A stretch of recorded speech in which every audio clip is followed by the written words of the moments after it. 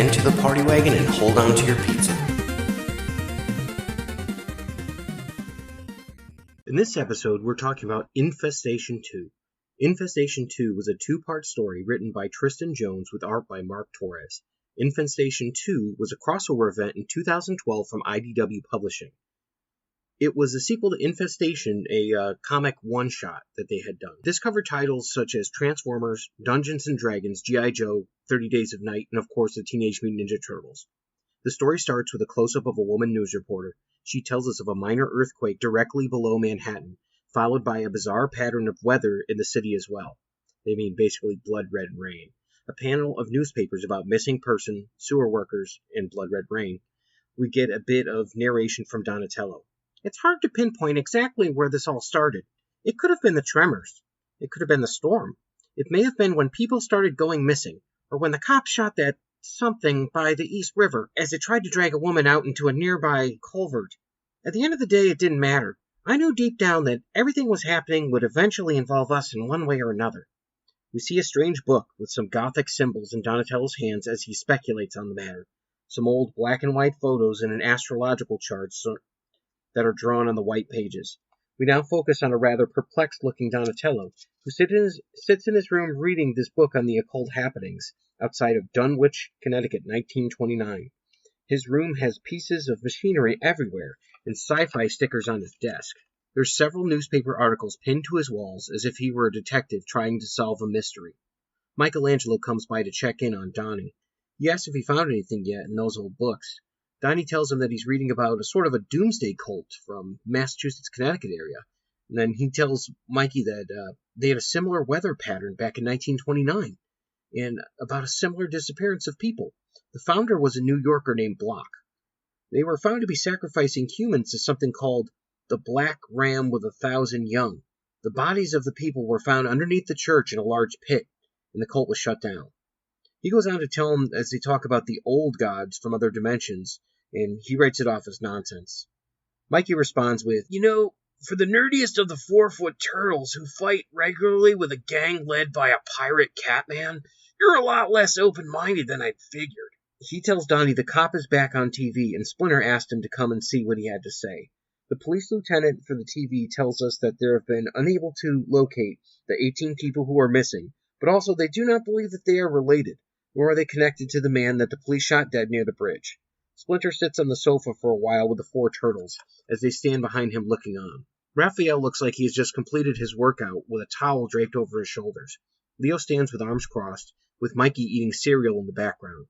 Donatello comes into the room to hear what the lieutenant has to say, and the reporter asks if this could be related. He says, reports of strange humanoids sighted around New York. Possibly he's talking about the turtles. Master Splinter has some concerns. The attention this entity draws concerns me.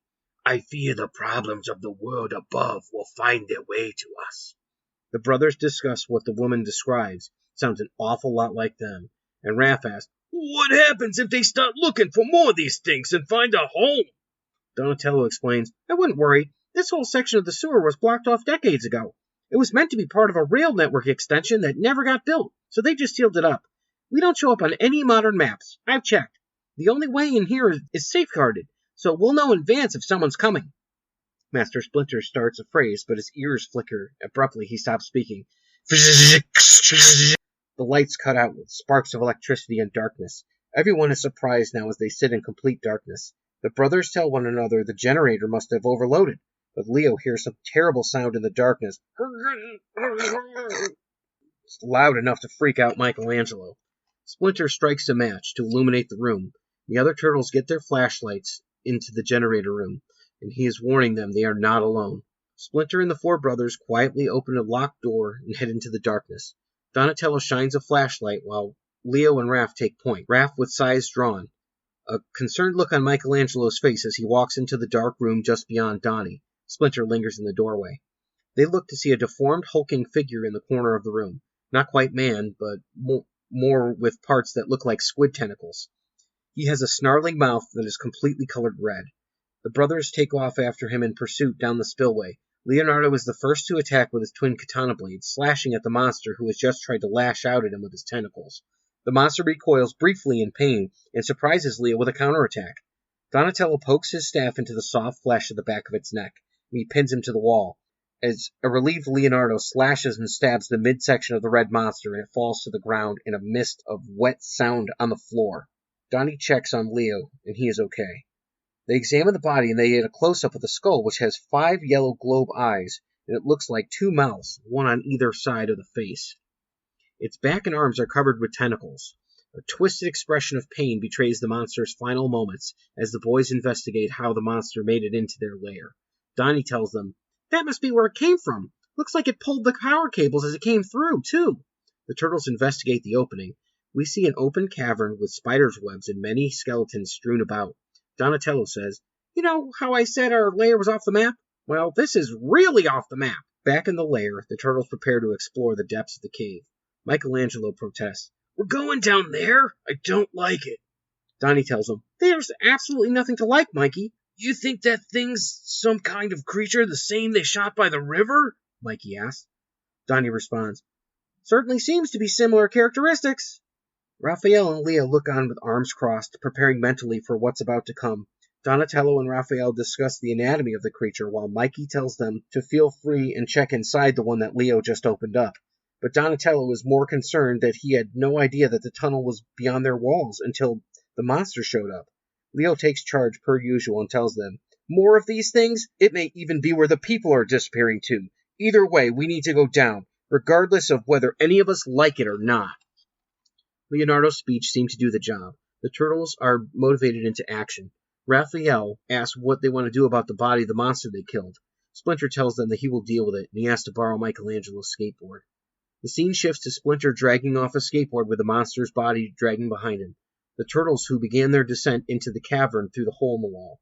Now each of them armed with a light source. Leo and Raph use flashlights, while Mikey wears a miner's helmet, and Donnie has a lantern hanging from the end of his staff.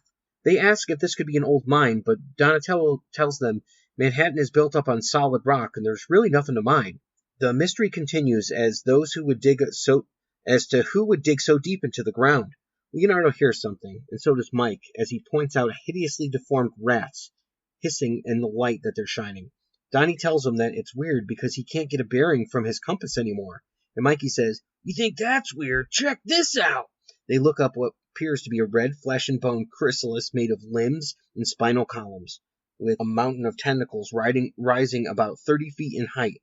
Disgusting, yet impressive. The ground beneath them is littered with old bones and skulls. Leo asks, "Donnie, what's all this?" Don says, "Astounding. I've got to document this." Mikey says, "If by astounding you mean messed up, then oh yeah!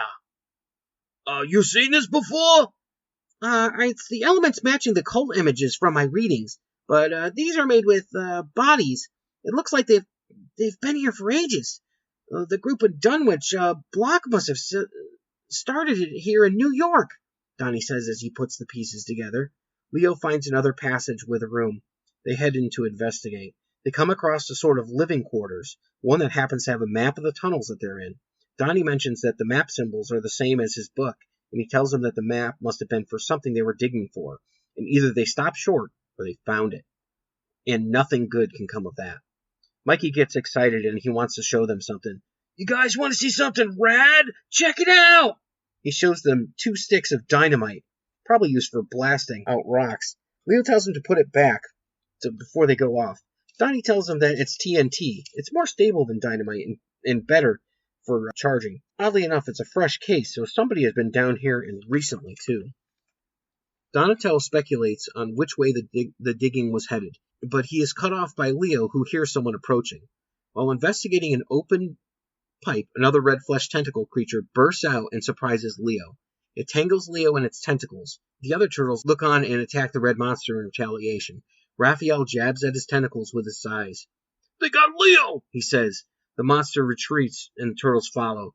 Donatello says, "Get him back! This is where they're sacrificing people! Get him back!"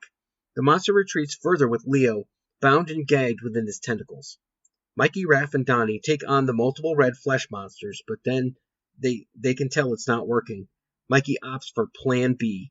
He grabs one of the charges of TNT, lights the fuse, and shoves it into one of the monster's mouths. He tells the bros to run! Donnie says, "Remind me to kill you later!" As the turtles race off to escape the blast zone, Raph yells for Donnie, whom is much farther ahead of him, and there's a large crash and Donatello falls down. When he stands up, the dust settles and it appears that he is alone, the only one to have made it to safety. The rocks fell solid, leaving many small gaps, but we see some red tentacles protrude from the spaces in the rocks. As Donatello frantically searches and pulls away loose rocks to reach his brothers, we see Leonardo pulled underwater, still tied up by red tentacles. His arms bound and mouth gagged by a tentacle. Leo is in serious need of rescue. To be continued in Infestation, issue number 2. As issue number 2 starts, we see Donatello on the other side of the cave-in. He jabs at the rocks with his staff, trying to reach his brothers on the other side. He stood just above some rocks. We see a bit of red tentacle with a green arm sticking out from underneath the stones. Donnie puts all of his energy into one last push. With a mighty grunt, he is able to get enough leverage to slide the rocks out of the way, releasing Michelangelo. "Plan B, huh?" says Donnie. "Plan A didn't seem to be going so well," replies Mikey. "I don't even remember having a Plan A."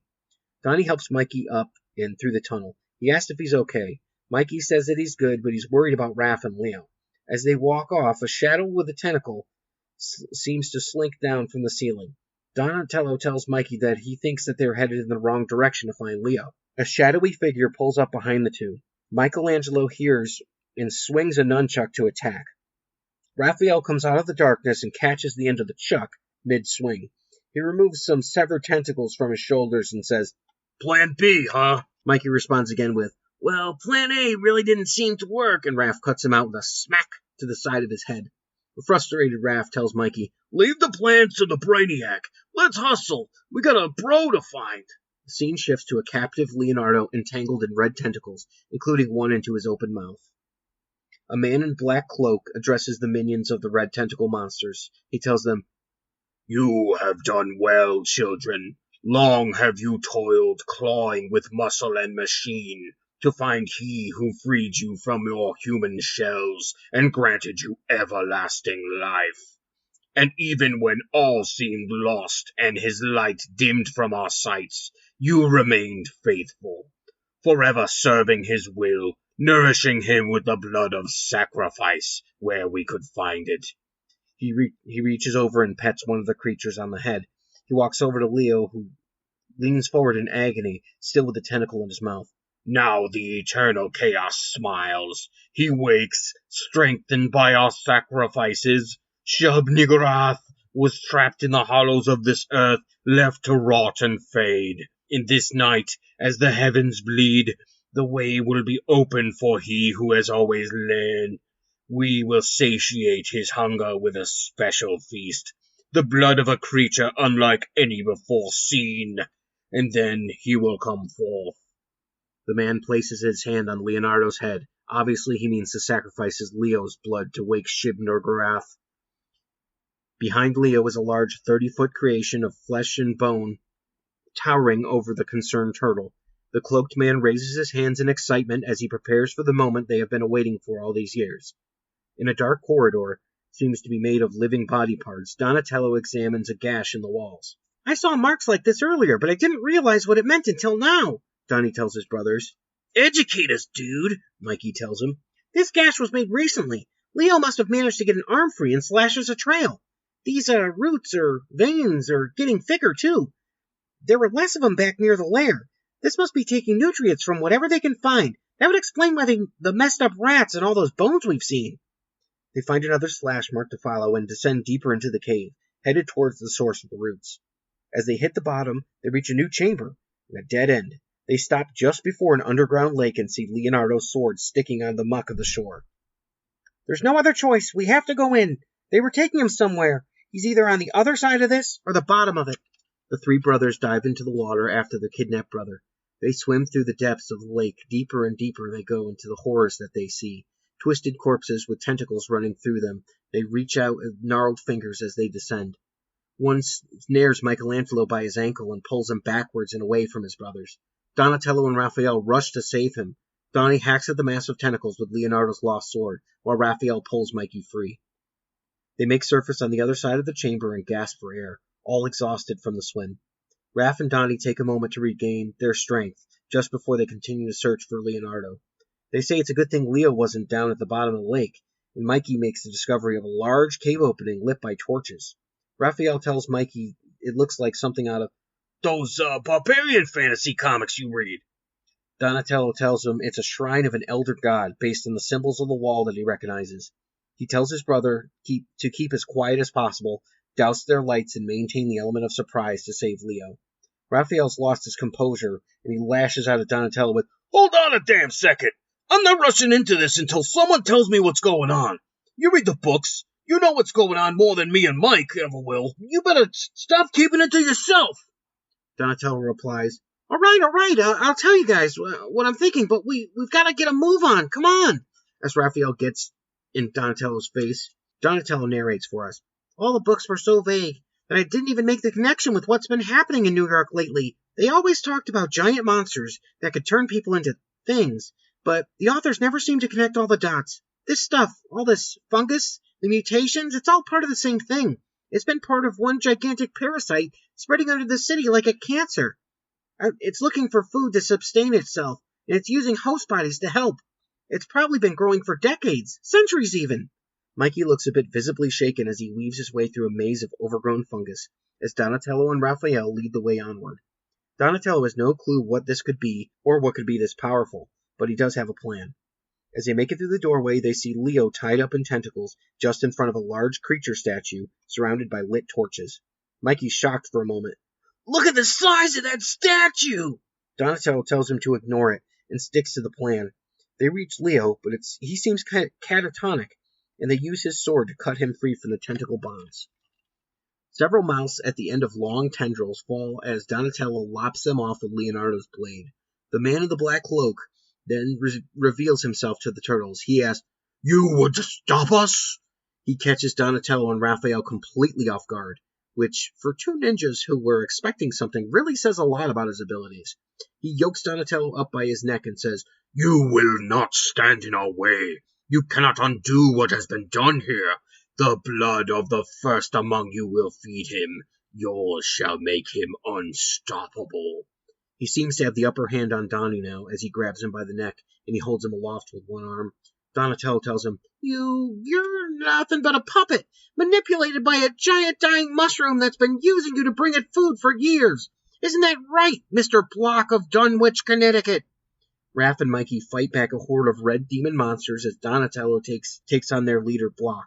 He tells Donnie that he does not believe that they will bear witness, and he removes his hood, revealing a hideous gray fungus-encrusted skull face with no eyes or nose. Tentacles with small mouths protrude from under his robes. Block raises a sinister-looking dagger and threatens Donnie. Prepare, insolent maggot, to become something glorious. Donatello unveils his plan. I'm not a maggot. I'm a turtle, a ninja turtle. And you know what ninjas are good at? Striking by surprise, as he cracks a smile. In runs Michelangelo with two twin charges of TNT, each lit and yelling, Surprise! He throws the bombs, and they explode with a boom. Then another explosion, followed by another. This takes Block's attention away from Donatello and allows him to slip his grasp from the crazed acolyte. The plan was to blow up the veins and stop the source of food from Shub-Niggurath. Donatello runs to check on Leonardo. He helps him up, but an enraged Block grabs Donatello again, and now with his tendrils, and saying, You will die! You will suffer the agony of an unyielding sorrow. Your brains will spill for his amusement. You will shunk. And we see a thin line form across his face of Block as his head splits in two from Leonardo's sword.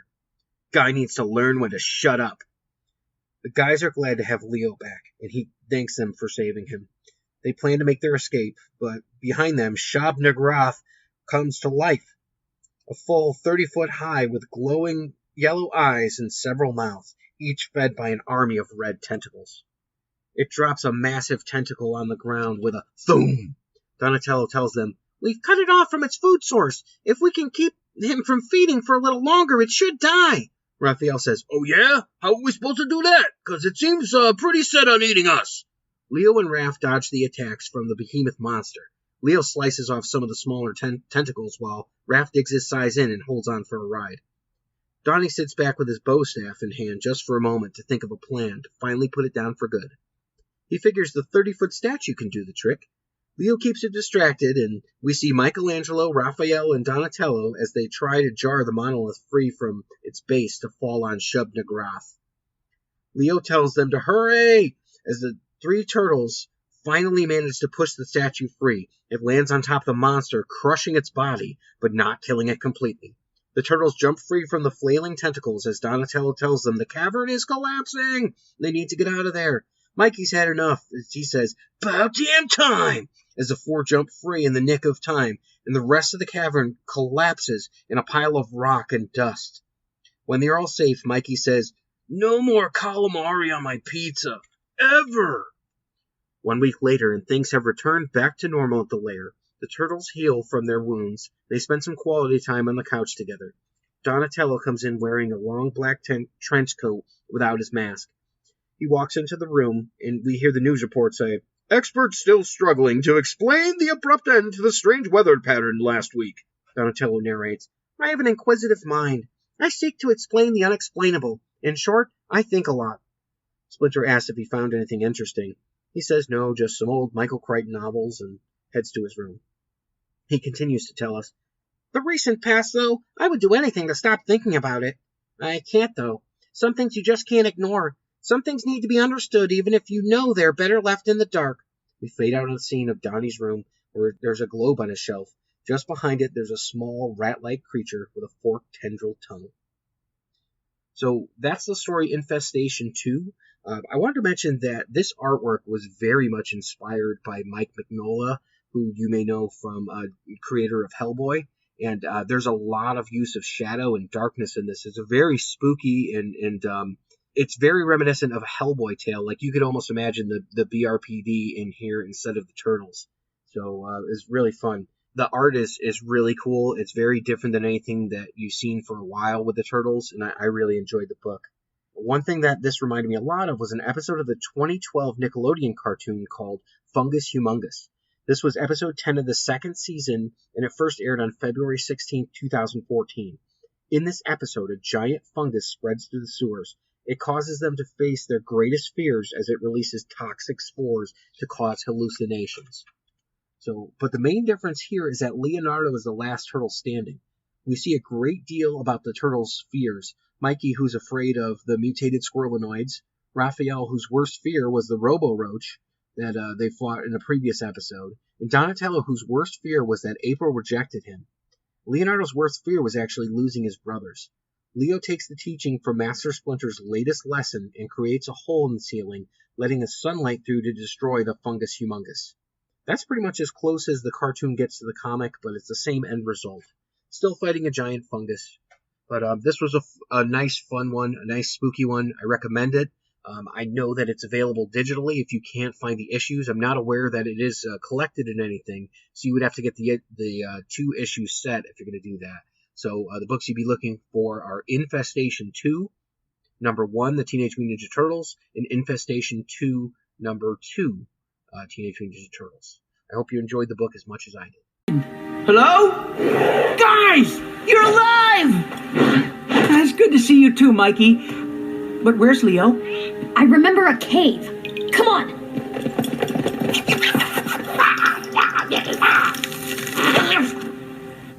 Leo! Oh no. Leo. Dude, speak to me, bro.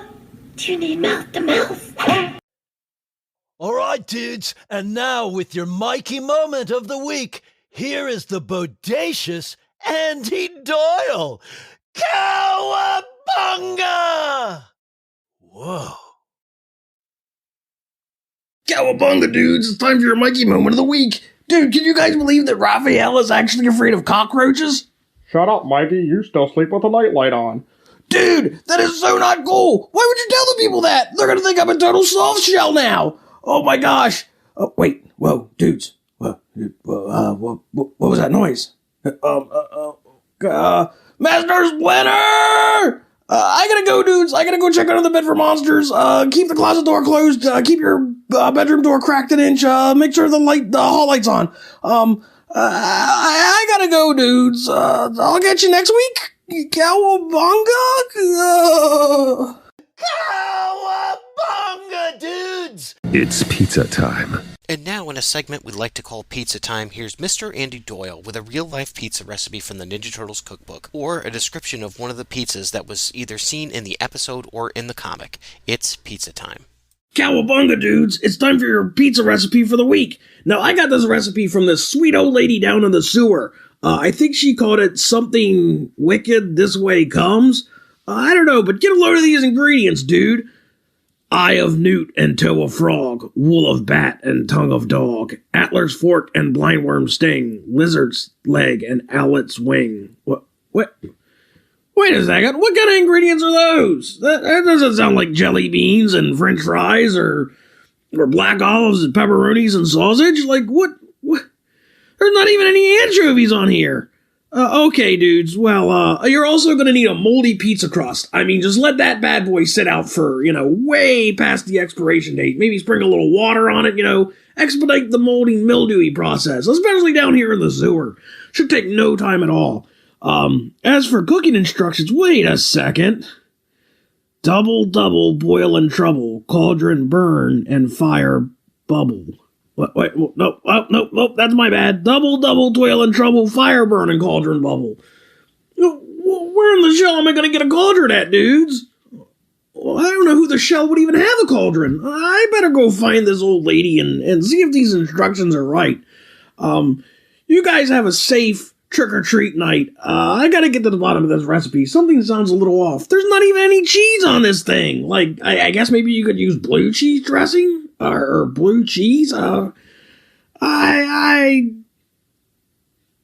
don't... I'm sure it's delicious.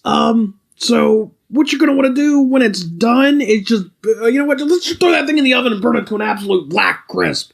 I mean, just... I guess better overcooked than under. And then you're going to want to do the katana cut, where you cut it into 4 equal slices, 1 for each brother. Let me know how yours turns out, dudes. I'm going to go find this lady. Like I said, something really seems off here. I don't feel so good, dudes. Ribbit.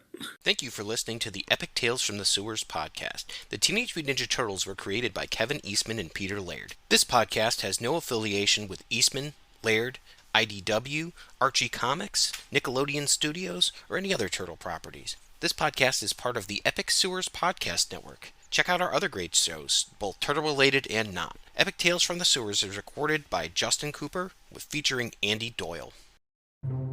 Everyone thinks because you're a zombie, you don't know good coffee. Well, they're wrong. We have very active lifestyles. It's not all wandering the countryside aimlessly or scaring passing motorists. And we all love a good cup of joe. And there's only one brew that gets my seal of approval. Deadly Grounds coffee is my guilty pleasure. Bold, robust, delicious. It's coffee that can wake the dead. With over a dozen different roasts and flavors, Deadly Grounds can satisfy the most finicky of coffee addicts. The aroma is so intoxicating. It brings all of my neighbors out of the woodwork. Deadly Grounds coffee.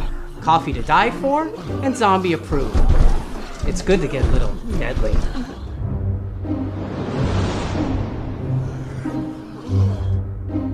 Use the front door!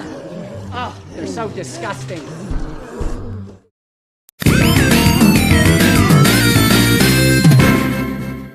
Hi everyone, this is Justin from the Fantastic Podcast. It's a show all about fan experiences from the things that we love. So whether it's your favorite musician, your favorite actor, maybe it could be about your favorite sports team, or maybe just someone that you spent time with watching something that you loved when you were a kid. These are the kind of stories that we talk about.